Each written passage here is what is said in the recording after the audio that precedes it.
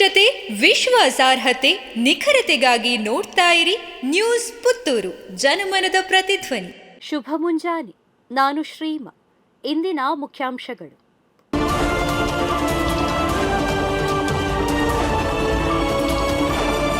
June 22ರಂದು Puttur Vokkaliga ಸಮುದಾಯ ಪತ್ತಿನ ಸಹಕಾರ ಸಂಘದ ಕುಂಬ್ರಾ ಶಾಖೆಯ ದಶಮಾನೋತ್ಸವ ಸಮಾರಂಭ.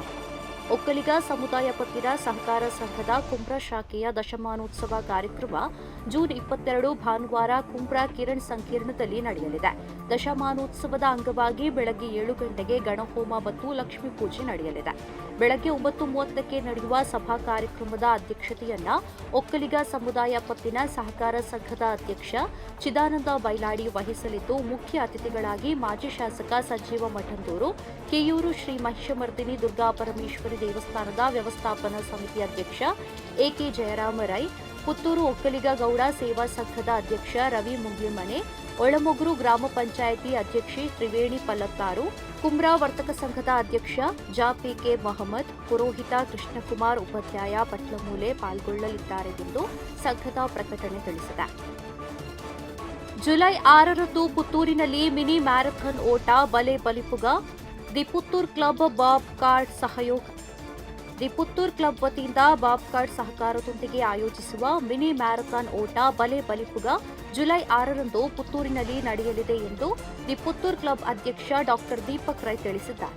ಮ್ಯಾರಥಾನ್ ಓಟದ ಅಂಗವಾಗಿ ಜುಲೈ 22ರಂದು ಬೆಳಗ್ಗೆ 6:30ಕ್ಕೆ ಪ್ರೀ ರನ್ ಕಿಲ್ಲೆ ಮೈದಾನದಿಂದ ಮುಖ್ಯ ರಸ್ತೆಯಾಗಿ ಫಿಲೋಮಿನಾ ಕಾಲೇಜಿನ ತನಕ ಮಾಡಲಿದ್ದೇವೆ.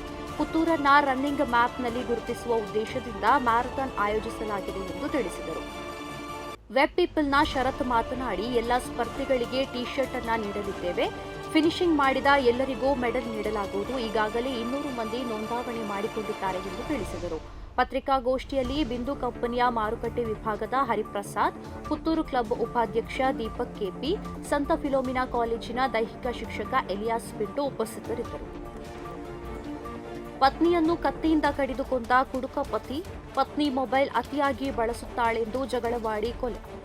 ಪತ್ನಿ ಅತಿಯಾಗಿ ಮೊಬೈಲ್ ಉಪಯೋಗಿಸುತ್ತಿದ್ದಾಳೆ ಎಂದು ಸಿಟ್ಟಿನಿಂದ ಪತಿಯ ಆಕೆಯನ್ನ ಕೊಲೆ ಮಾಡಿರುವ ಆಘಾತಕಾರಿ ಘಟನೆ ಉಡುಪಿ ಸಮೀಪ ಬ್ರಹ್ಮಾವರ ತಾಲೂಕಿನ ಹಿಲಿಯಾಡ ಗ್ರಾಮದ ಹೊಸಮಠ ಎಂಬಲ್ಲಿ ಗುರುವಾರ ರಾತ್ರಿ ನಡೆದಿದೆ.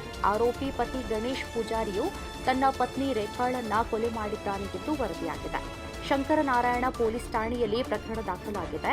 ಆರೋಪಿ ಗಣೇಶ್ ಪೂಜಾರಿಯನ್ನ ಬಂಧಿಸಲಾಗಿದೆ. ಈ ಬಗ್ಗೆ ಹೆಚ್ಚಿನ ತನಿಖೆ ನಡೆಸಲಾಗುತ್ತಿದೆ ಎಂದು ಪೊಲೀಸರು ತಿಳಿಸಿದ್ದಾರೆ. ಅಹಮದಾಬಾದ್ ವಿಮಾನ ದುರಂತ 215 ಮೃತದೇಹಗಳ ಗುರುತು ದೃಢ. ಡಿಎನ್ಎ ಪರೀಕ್ಷೆ ವರದಿ ಬಂದ ಬಳಿಕ ಕುಟುಂಬಸ್ಥರಿಗೆ ಹಸ್ತಾಂತರ.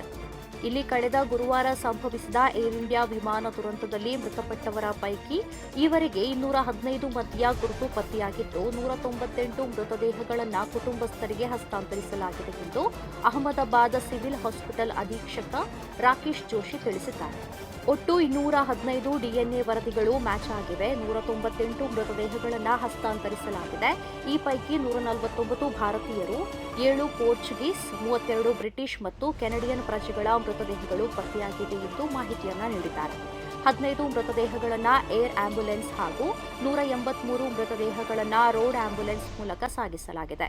ಇದೆಲ್ಲವೂ ಸೇರಿ ಒಟ್ಟಾರೆ 222 ಮೃತದೇಹಗಳನ್ನು ಪತ್ತೆ ಹಚ್ಚಲಾಗಿದೆ. 8 ಮಂದಿ ಮೃತದೇಹಗಳ ಗುರುತು ಮಾತ್ರ ಪತ್ತೆಯಾಗಿಲ್ಲ ಎಂದು ವಿವರಿಸಿದ್ದಾರೆ. ಪ್ರತಿದಿನದ ಸುದ್ದಿಗಳಿಗಾಗಿ ನೋಡ್ತಾ ಇರಿ ನ್ಯೂಸ್ ಪುತ್ತೂರು, ಜನಮನದ ಪ್ರತಿಧ್ವನಿ. ಧನ್ಯವಾದಗಳು. ವಸ್ತುನಿಷ್ಠತೆ, ವಿಶ್ವಾಸಾರ್ಹತೆ, ನಿಖರತೆಗಾಗಿ ನೋಡ್ತಾ ಇರಿ ನ್ಯೂಸ್ ಪುತ್ತೂರು, ಜನಮನದ ಪ್ರತಿಧ್ವನಿ.